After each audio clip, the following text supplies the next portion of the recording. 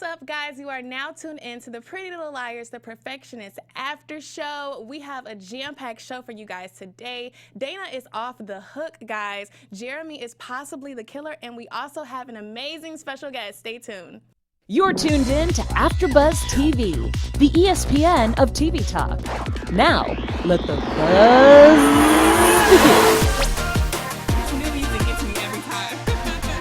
What's up, guys? We are back with another after show. Thank you guys for staying and coming back. We just wrapped up our interview, and now you guys are back again. But I am here. We have a legendary special guest, American TV director Norman Buckley. Thank you for joining us today. And he actually directed this episode that we're getting ready to break down, so we're so excited to have him here. But before we get started, of course, I have to introduce my lovely co-host. We have Chae. Hey guys, I'm so excited. Oh, I'm sorry. No, you're good. And we I'm have just trying to get in faster. Hey guys. So we had a jam-packed episode. I mean, like I said, Dana Booker is off the hook. We're going to talk about Claire's response to the recording that they thought was going to shut them down. We're going to talk about the down spiral of all of the characters. It's like their lives are falling apart. And we're going to talk about Operation Take Down Jeremy. That's what I wrote in my notes. That's what I came up with. But before we get into it, what were you guys' overall thoughts? I still can't get over that ending. I don't even know. There's so many emotions that are happening for me for this episode. I'm just like, I really want the finale, because we're like so close to finding out what happened to Nolan, and I'm not ready. I'm not prepared. Are you? Are you close? I hope. Right. Fingers crossed. Are we? Look, are we? We think we are. We think we are. Like, fingers crossed that we might be close to who killed Nolan. And maybe there's a cliffhanger we don't know about. Maybe. It's going to happen in the next episode. Who knows? I wouldn't be surprised. What were your overall thoughts? I mean, it was a whirlwind of an episode. You know, everyone's kind of getting like pulled apart with like possible like getting kicked out of school, possible like getting all your money taken, and who knows what's going to happen to Ava. And then at the end, they really come together and like show their friendship, Their unity, which I loved.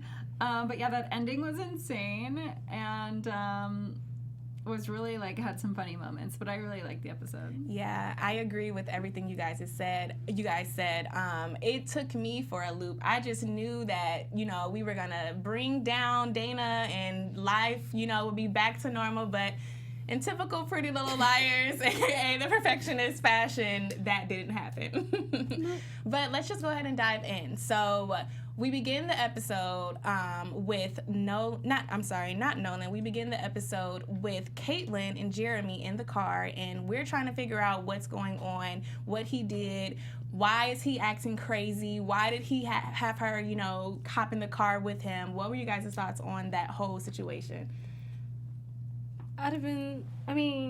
They love each other, so I guess I would have went in the car too to figure out, did you do something bad? And if you did something bad, I need to figure it out. But Kaitlyn, girl, man. Get out of the car. Get out of the car, thank you. I get, like we said last week, love is very interesting. It is so complex. It makes you do crazy things. But if you suspect your boyfriend of murder, why would you get in the car? Well, and also at the end of episode 8, you know, when the episode ended and she's like basically kind of like getting pulled in the car, and we were all like, oh my god, what's gonna happen to Kaitlyn? And then like the beginning was like, she was like totally fine with it. Yeah, in the car chilling. Yeah, I thought she was gonna get like kidnapped and thrown in a river. Or I just knew she was gonna be like tied up in the trunk. Yes. And then like scene starts, she's just like, so what's going on? And it's just like calmness in the car, like, you know, come flee with me or whatever. In true Kaitlyn fashion. Yeah. Well, when you're with a crazy person, it's usually best to just stay calm. Remain calm. Yeah. Yes, True. that's true. Well, she was definitely calm. I would have not reacted that way, but that was pretty interesting. And then I really want to talk about Claire's response to the tape. So, you know, they had this whole game plan. They knew they just had Dana under the fire, and she reacted differently. It actually brought her and Dana closer. What were you guys' thoughts on the situation? Were you guys just as upset as I was? I'm like, these witches. I'm upset, okay? I'm sorry. Why? I guess I can understand for Claire's character why that would be okay for her, but it's still wrong to also blackmail a student because you think they killed your son. You have no proof of it. Lady, she has some screw loose. Maybe she should go to the spa. Well, but if you think about it, yes, she should go to the spa. But I mean, Beacon Guard is already such an invasion of everyone's privacy. So what Dana's doing isn't really that much of a stretch from the kind of, security laws that she's kind of already broken in. Exactly. Towards more people. So I'm not exactly surprised, but I definitely thought she was going to be a little bit mad. I didn't think she'd just be like, yeah, amazing. I love Dana. Yeah, she was like, oh, she's doing exactly what I asked her to do. Like, I love her. And then what I thought was really funny was, like, I feel like this episode was just completely no filter, put it all out there. She, like, just pretty much told them, I think all of you guys killed my son, so I'm going to stay her friend until we get to the bottom of it. And everyone was just in the room like, oh, okay, she thinks that. It was really calm. Like, I would have been like, why me? Why do you think I did it? Like, I loved him, or, Something more than just, okay, Allison, you can stay with the devil, and we're going to leave you here. Well, it's interesting. I mean, that she got mad at Allison, but not as mad as I would have thought, because now that Taylor is back, like, what's the need for Allison? Because at the beginning of the season, she was like, it was kind of made, Allison is here to replace Taylor, kind of, as like a surrogate. Mm-hmm. And now Taylor's back, so I'm surprised she didn't get more upset with Allison and tell her to, hit the road too. Actually, yeah, I thought she was gonna be like, now your job is done. You got me what I wanted. You're no longer of use to me. Yeah. You're terminated. Like she did Mona, which we'll talk about later. But it was a lot calmer than I expected from her to be. She could have kicked her out of Taylor's house, quote unquote, too, at the same time. Yeah. Now I have no place to live. And she got equally mad at Taylor, about the same level of anger, I think. Yeah. What were you guys' approach for that scene? Was it supposed to leave us like, wait, what? Or I don't know. How did you guys execute that? Yeah. You're asking me about Claire and her response to... Yeah, and just how that came, I guess, pretty much directing that scene. Well, directing that scene that's the script, so I have to direct the script as it's given to me, but I think that Claire is suspicious of all of them, with good reason. She's worried about her daughter, and she's worried about her daughter getting involved with this group. Yeah, I can see that. In the beginning, I kind of felt like... I told you, like, I felt like Claire was not really showing her motherly side. I feel like it was all about business. So this episode, we really kind of see that compassion come out, even when she was saying to Allison, like, you don't know Taylor like how you think you do. And I'm like, okay, her motherly instincts are finally stepping in. Maybe... Well, her daughter did fake her own suicide and disappear for several months, so I think there would be cause to worry. I think there would be cause to worry about who she was hanging out with and what she's doing. Yeah. It's just me. Yeah, but maybe just because she was so strong, like, even with the death of Nolan, like, we just kind of saw her, like, we got to do this. I feel like this is the first time that I'm like, oh, wow, she actually does care. But like you said, I mean, her daughter did just come back from the dead. So. What do you think? What do you think Claire does exactly? What do you think her job is? Just she has to be the head honcho. She has to hold it together for the school and make sure it's running well. Well, the school and Hotchkiss Technologies, which runs Beacon Guard. I mean, it's a pretty complicated situation she's in. There's a lot of questions there for sure. She's a boss lady for sure. Yeah, but this episode, I was so happy to see that vulnerable side come out of her. I don't know if you guys agree, or were you opposed to it? I mean, I wasn't opposed to it. I was just, I feel like it's almost a little bit misplaced. Because, like, obviously Nolan's gone, so we believe. We'll find out. I don't know, those spikes. I know, and I keep saying that, like, because those spikes are just, I don't think you can come back from spikes through your chest. But now Claire's the only child she does have. So now all the focus in the motherly, quote-unquote, love that she has is now going to be focused on Taylor. And she's blaming Taylor for being obsessive, but Claire, you're doing the same thing. Well, like mother, like daughter. Come on now. Maybe. But before we go ahead and get into our next topic, Alice, do you have anything you'd like to share to our viewers and listeners? I sure do, guys. I would just like to say before we move on to our next topic, thank you so much for making us the ESPN of Talk TV. And for us to continue to grow, we actually need your help. So if you're on YouTube right now watching, go ahead and hit that little thumbs up. and hit that subscribe button. And if you're on iTunes, well, go ahead and give us a 5-star rating. We love it when you guys rate and review us. And no matter where you are watching or listening, leave us a comment so you can get involved in the conversation. Being a part of AfterBuzz TV has meant a lot to all of us, and we truly appreciate your support and helping us do what we love. So don't forget to tell your friends and keep enjoying all of our shows. Yes, like she said, we love you guys. We love how you guys engage with us. We're seeing the comments in the chat. We're going to get to them, and just keep, hanging out with us because we love doing this for you guys. So next thing that I'd like to hit on was the down spiral of literally everyone's lives. Let's start with Ava. So, we know she has this money, and we know that it's stolen money, but she's using it, to get through school. Dana calls her out about it, of course, so she had to figure out a way. She had to figure out where she can, move it, because we knew she would possibly eventually get to her house. And she still ends up getting busted when she takes it to Kaitlyn's house. How did she find that? I'm sorry. Exactly. This is my question for Kaitlyn. If your mom just suddenly showed up, why wouldn't you move the money? Well, because she was in the room. Yeah. Her mom walked away from her. I'm just saying, you did not have to leave that money in the same spot. And it looks like the living room area. I would have put it in my underwear drawer. Under the mattress, the normal spot. Seriously, my underwear drawer, I would have just stacked all the money in there and then put my panties on top of it. And why you threw my underwear drawer? That was a big duffel bag for the underwear drawer. I mean, you didn't have to take all your money, too. You could have put, a stipend of it. Here, Kaitlyn, and kept this in your, room, because funny enough, Dana, that's the only room Dana has not just walked herself into. Well, she walks into a lot of rooms. Yeah. She walks into unannounced. No reason for you to be in my personal space. But I'm just saying, you'd have to give all your money to Kaitlyn. Yeah, I thought I thought in that scene where Ava finally tells them, I thought they were going to split it up and then hide it in 3 different places, because that's what I would do. I would do that too. That makes a lot more sense. When I had large sums of cash. Well, clearly I was naive, just like everyone else, because I was like, yes, okay, it's going to go to Kaitlyn's house. She's good. People don't really think they're friends, so this is a good hideout. And then boom, in walks Dana, and she's just like, what are you doing with this money? You've befriended a criminal. Her mom is extremely upset. I was pretty shocked by that, and I was really angry.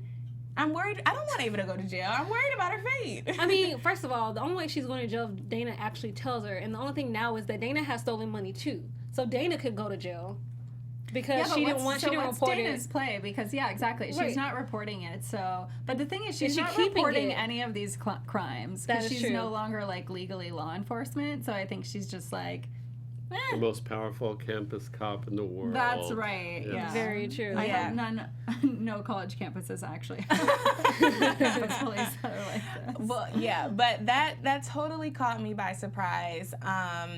I just wasn't expecting it. Hide it in a doll. I'm gonna give you hiding places, Kaitlyn. Yeah, cut a teddy bear, sew it back up. I don't know. Hide it in a doll. Hide it in a teddy bear. Put it in your underwear drawer. Put it in a long, a safe deposit box, and then put it in a vent. There's just a lot of ways. And you got some vents in that house. There's a lot of ways you could have hid this money and then just leaving it in the same spot. Because your mom was just like, oh, when I caught them, they were in the living room. Where would they hide it? Oh, under the music thing we don't use.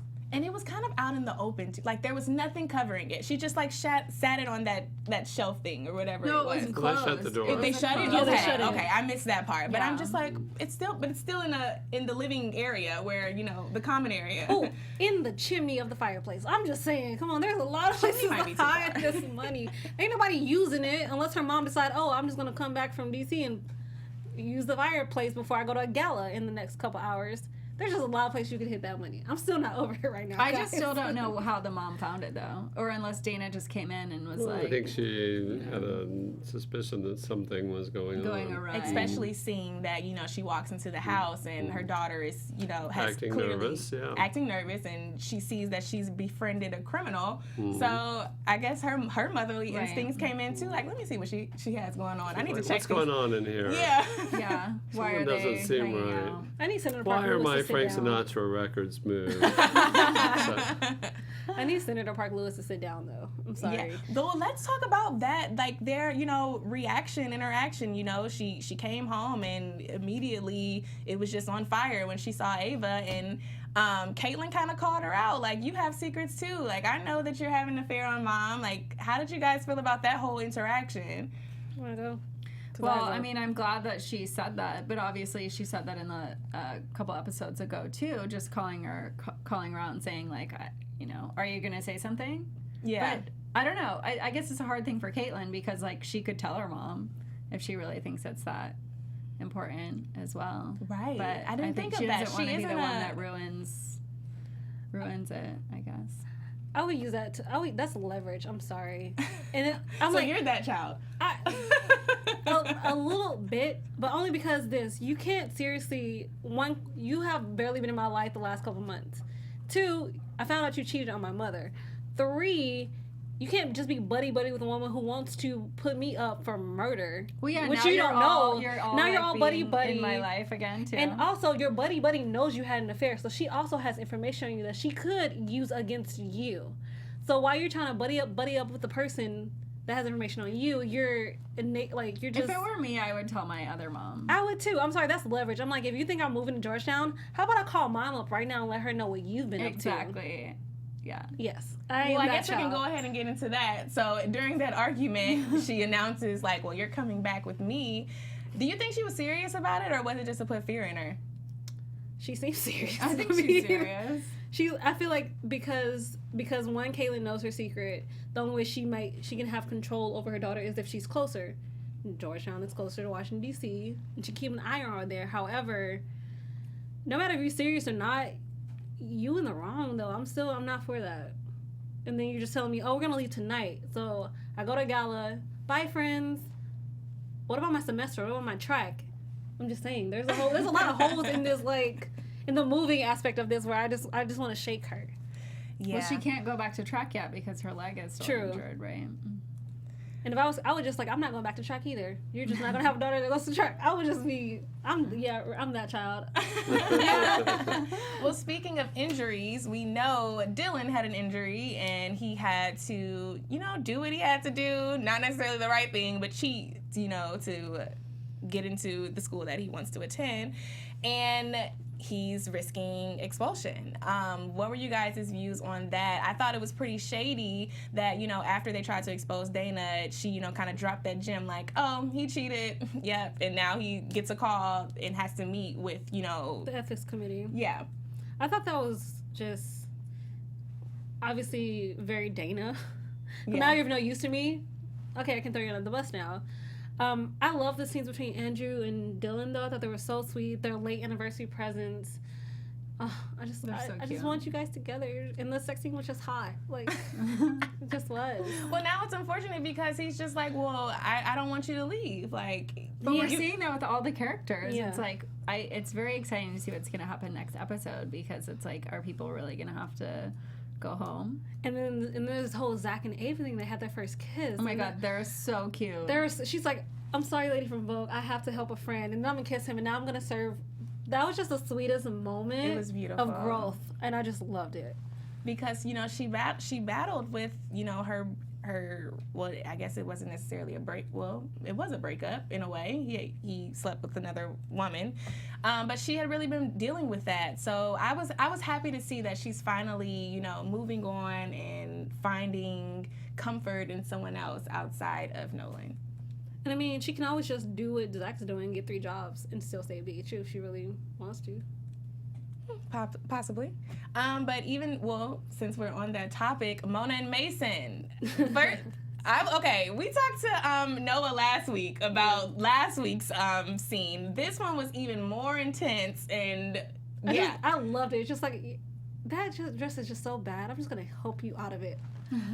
I just started clapping. I was like, yes, sir. What got me was the entrance in the little swipe of the hand as they're walking in. Like, I thought that was so cute. Like, we have this secret no one knows, but I don't know. I think that's hot. Like, we know what's going on, but no one else knows. So yeah. It was very cute. I just loved it all. Before Claire ruined it with her phone call. I know. Happened.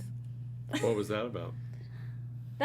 This is a question, because even the scene of it was just her saying people deal with grief in their own ways before he left. So I'm just like, what conversation did you just guys have? Because I feel like I'm at the end of a conversation. I don't even know what happened here. What about you guys? Were you guys not feeling that? I was the same way. Okay, cool. I really was confused. How are you just gonna be like, people deal with grief in their own ways, and thank you so much, Mrs. Hotchkiss, and I'm leaving. Get surveillance on Mason. What? Yeah, that was crazy. But I mean, I guess what we're all really kind of stumped about was, she got fired. Oh, I'm so how upset. did that gem get dropped? Dana Booker. That's how that gem got dropped. Was it Dana? Yeah, because they were talking at the gala. And then you see Claire leave, and then she goes over to Mona. She said that they have audio proof of whatever, and that's when Claire walked over to Mona and said, I have reports. Yeah. But this is a question we were talking about. She's admissions. He's already in the school. How is that bad? They're grown adults. I'm still confused about why their relationship I'm sure that they signed, as teachers, you probably signed something that you're not going to have any inappropriate relationships with students or anyone that goes to school. It's usually better not to get involved with your students. Yeah. Regardless of age, huh? But I'm like, they don't even have no classes together.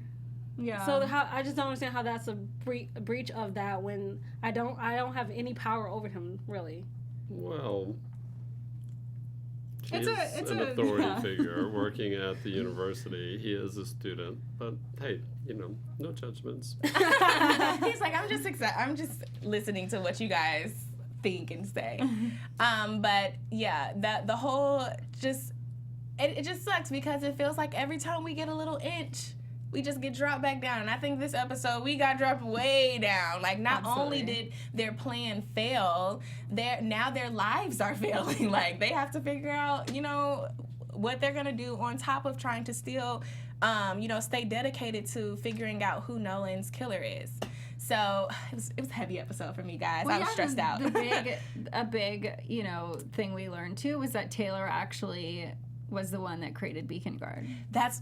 You're literally reading my mind. So I really liked how we kind of really got to know Taylor as a character. We know that, she faked her own death, and we learned that she created that to, as a protectant because of what happened to her dad. And it was just a really heavy emotional story, and it pretty much explains so much of how she is, why she's so determined to figure out who killed her brother, because she witnessed firsthand her dad, being killed next to her. I couldn't even imagine. Like, how did you guys feel when we finally revealed who Taylor was as a character? It broke my heart, just to hear her, say I was there, because that's very traumatic, and she was so young when it happened, and then at 14 to now create something that actually could change so many lives if it's, in other states and everything like that.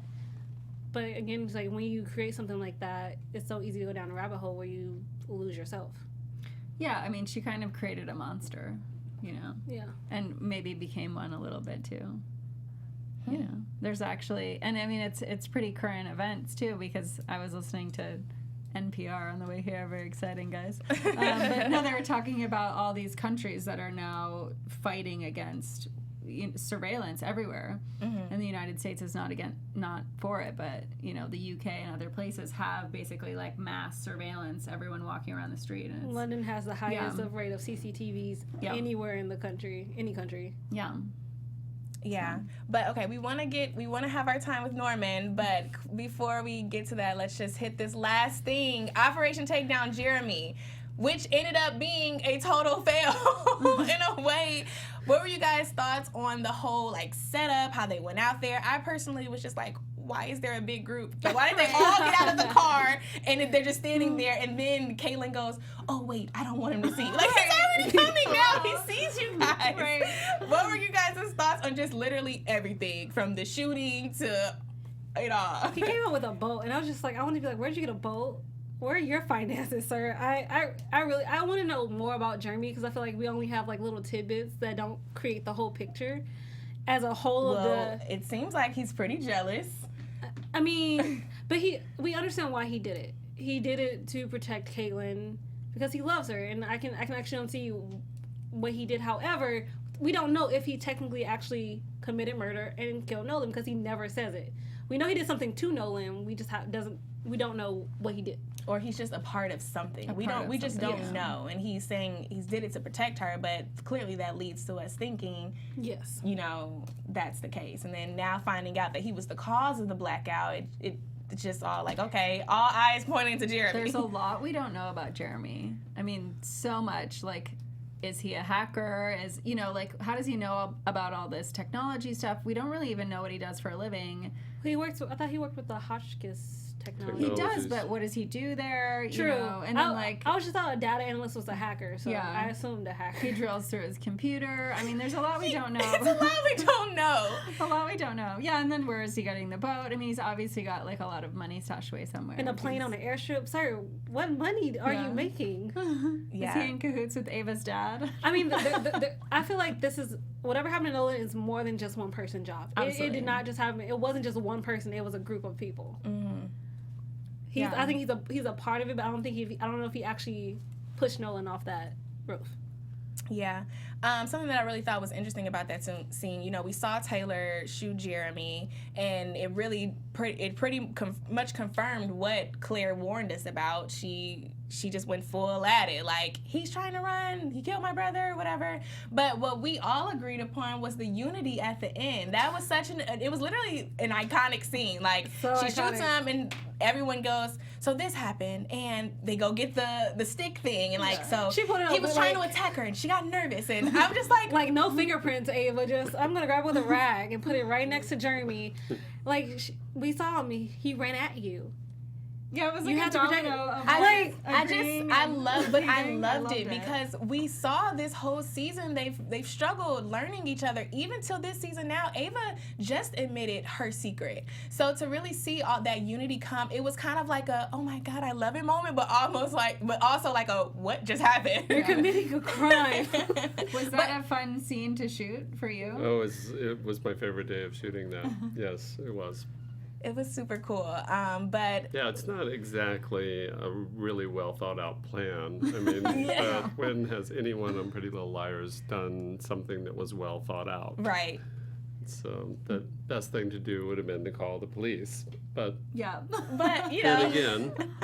I mean, he called the police, but as he called the police, they're also just like, coming this up is with the their plan. story. Let's come up with a story just in case Dana also decides to info, you know, I'm going to take over the case now. Well, and Dana's infiltrated the police, so they don't trust the police.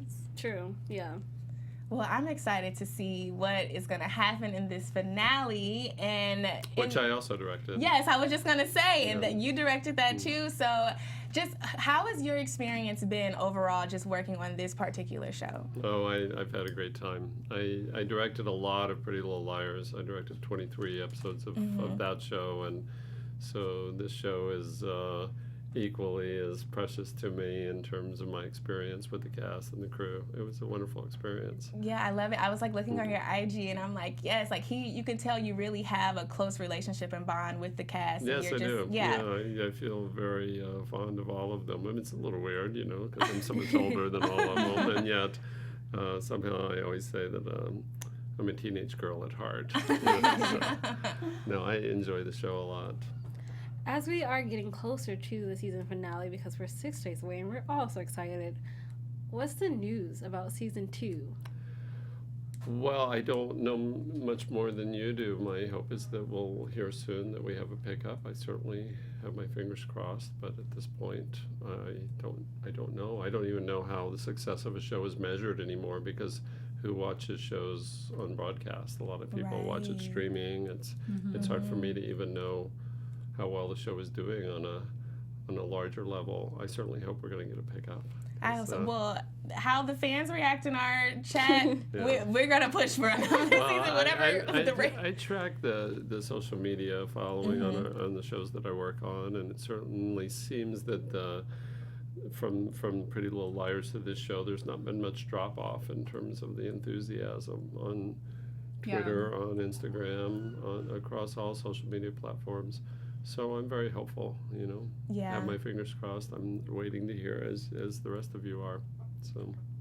Somebody in the chat actually said something I actually agree with. None of the liars have ever hurt someone without cause, which I will say is very true. Nobody has ever hurt anybody that wasn't a Pretty Little Liar, quote unquote, even on the Perfectionists, that wasn't in the core group, hurt somebody without just cause. Well, except for obviously Taylor, I think. I today. think that Mona has done some things that maybe are questionable. They're And borderline. I think that there's some arguments to be made there. But for certain like I would say we're talking about like the core 4, and then everybody but Mona maybe. I think everybody makes decisions and choices that aren't always probably the best ones. I think we all have our shadow side, and that's one of the things I really enjoy about the show, is that it is as much about the flaws of various characters as it is about their strengths. I don't think every character is flawless. I think that that's what makes it dramatically interesting. Do you have a favorite character on The Perfectionists? I do not. You do and not. even if I did, I wouldn't say. That's good. You have to stay neutral. We did have Sarah in the chat wanted to know how was directing this show compared to some of the other shows you've directed? Well, the difference between this show and Pretty Little Liars, for example, is this show we shoot on location in Oregon. We shoot in the Portland area. And Pretty Little Liars was shot entirely here in Burbank, just over at the Warner Brothers lot. We never left the lot, except for maybe a couple of exceptions. And so in that sense, it's very different because we're in a completely different part of the country, and I think that part of the country really informs the feeling of the show. It's different from a show like Gossip Girl or The OC in the sense that it's based around this mystery. And I therefore think it's much more psychological than plot-driven. I know that a lot of people are very caught up in the plot, but even as you guys are talking about the various aspects of the show, the things that interest you are the psychological components. You're interested in why people do what they do. And so, I get a lot of flack on social media from various fans because I continually say it's dream logic. It's not logic that's ever going to make any sense if you really were to break it down. People get really mad at me for saying that, but I think the most interesting shows are that which explores the inner dynamics of characters, and the situations are very exaggerated, but the emotions are very real. There's nothing about the way that anybody acts that isn't based in real emotion, but the plot mechanics are absurd sometimes, and I don't feel embarrassed about saying that, and certainly in Pretty Little Liars that was the case. But psychologically, it was about the nature of friendship. It was about the nature of how people deal under crises, how people bond together, how people really seek solace in their friendships and in their romantic relationships. So I think in that sense, both Pretty Little Liars and The Perfectionists are very true, and very true to an emotional truth. Yeah. And if people focus on that, then I think their enjoyment of the show is enhanced.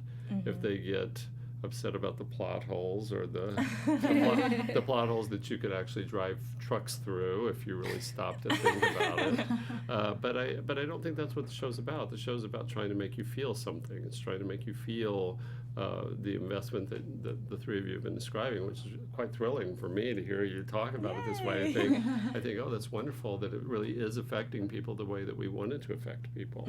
I mean, you watch Pretty Little Liars? Or? I did. Okay. I read the books and watched the first couple of seasons, but I directed a scene on Pretty Little Liars where Emily was kidnapped and put in a coffin, and the coffin was put on a conveyor belt in a sawmill, and the other girls went to the sawmill to try to save her off the whole thing was patently absurd. There was why? Why would anybody be put in a coffin? And yet you feel something when you watch it. You feel the investment that the other girls have in saving her.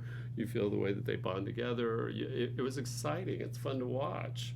I think one of you said, why does he have a speedboat?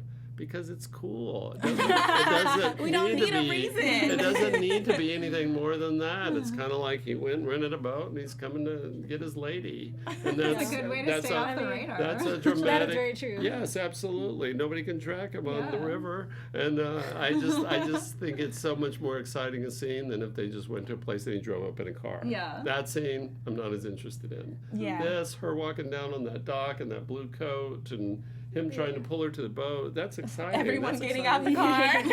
That's exciting to watch, and I don't think that the plan is not fully formed. They're just like, we're going to make him confess, and then she's sitting there thinking, well, how are we going to do that with everybody here? He's not going to talk to everybody. Why don't you guys go stand over there? I mean, I buy it because it's emotionally true. The idea of well, I don't really know how I'm going to solve this, but I'm going to go with my gut. And I enjoy that aspect of it. Just think about that scene. If it had been staged in a way that was really the way it really would happen, they go to a parking lot and meet him. It just wouldn't be nearly as much fun. Exactly.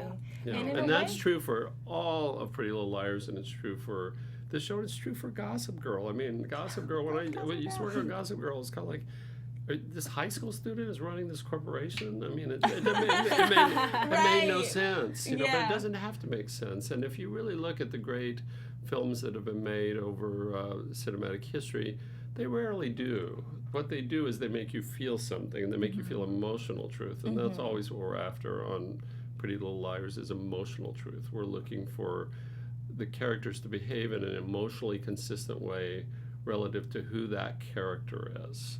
And I think for the most part we're successful. Sometimes there's course corrections that happen. It's like, oh, that's not working.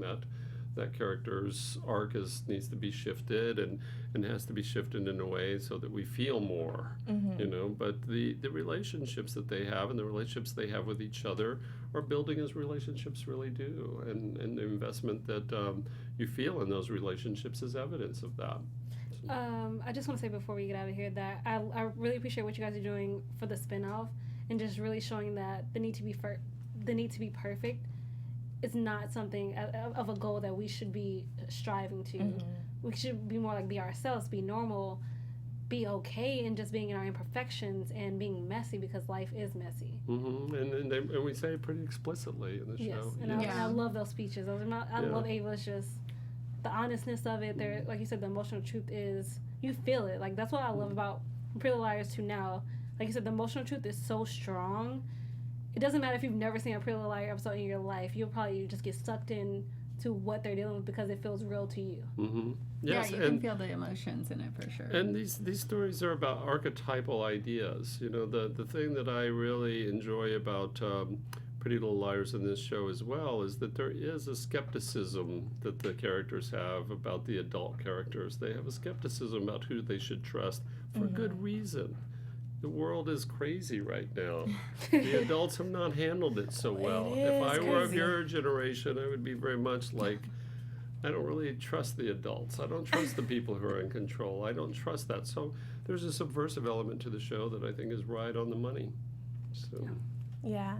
Well, thank you so much for joining us. I've enjoyed it. Thank you for asking me. I'm so happy to see that you guys seem so invested and like the show. Yes, we love it, and we're hoping for a season 2. Me too. I hope so too. We actually had Sarah also in the chat was wondering if you were directing Katie Keene as well on the CW. I have no plans to do that right now because I have a pretty full schedule, and I'm waiting to see what happens with the second season. I certainly would like to. I have a very close relationship with Lucy, and I would love to work with Lucy again. I worked on Life Sentence, and but that at this point there's no plan for me to direct that show. So. What other stuff do you have coming up? Well, I'm about to start working on a Netflix show called Sweet Magnolias. That's set in the South. It's is it based off the? It's based on some novels. Magnolias? No, it's based on some romance novels.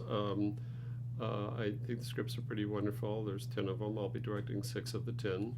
And I will be doing that. I leave for Atlanta in about a week, and I'll be doing that until hopefully we get a season 2 pickup of this show. Knock on wood. I don't see any wood to knock on wood. I'll find some place to, and then that would be my year. Is working on those 2 shows. Well, great. Well, we have to. We'll be looking out for it, sure. and maybe we'll be on that after show. Well, I think that's going to be a fun one. So. I do appreciate the enthusiasm, though, and I love these kinds of things. I listen to a lot of the podcasts, and I follow a lot of the fans, even the ones that hate me. And there's a lot of people. How can they hate you? Oh, I have people give me. There's a lot of people give me a lot of shit on Twitter. There's people who feel compelled to school me about what they think of what I think. Oh, wow. And that's okay. I just feel excited to be working on something that people feel so passionate about. Yeah. People are certainly that means passionate. you're doing the right thing. Well, I really do enjoy listening to people talk about the things that I work on because it's interesting and it's inspiring, and it makes me then go back to the work with a point of view about how it's really landing and affecting the people who watch it. So I thank you for having me be here.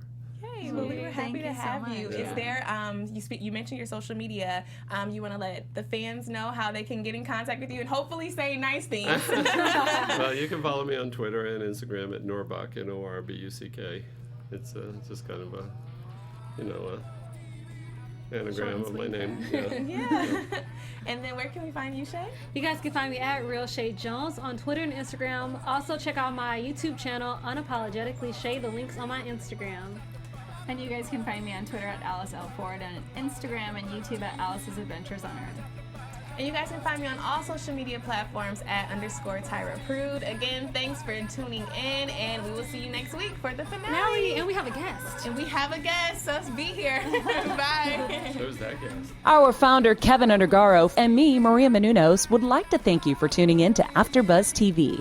Remember, we're not just the first, we're the biggest in the world, and we're the only destination for all your favorite TV shows. Whatever you crave, we've got it. So go to AfterBuzzTV.com and check out our lineup. Buzz you later. The views expressed herein are those of the hosts only and do not necessarily reflect the views of AfterBuzz TV or its owners or principals.